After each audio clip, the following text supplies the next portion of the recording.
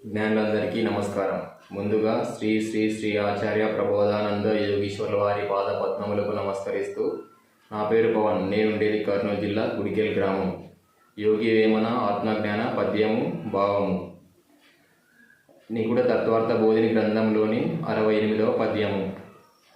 దొరసానియొవత్తే దొరకుమారుండెవ్వడు, ధరణియనగానేమి కరుణమెవ్వడు, దీని భావము తెలిసి జ్ఞాని కావలెనయా, విశ్వదాభిరామ వినురవేమ.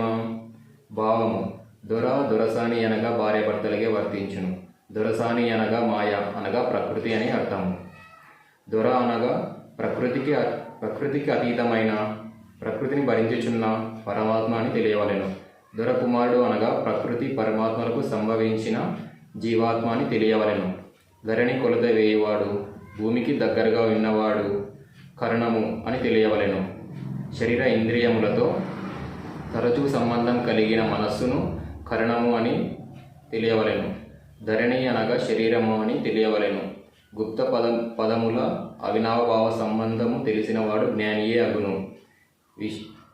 విశ్వద అనగా విశ్వమంతా వ్యాపించిన పరమాత్మ అని, అభిరామ అనగా గొప్పదైన ఆత్మ అని, వినురవేమ అనగా జీవాత్మ వినుము అని పద్య మకుటం యొక్క అర్థము. జై శ్రీకృష్ణ.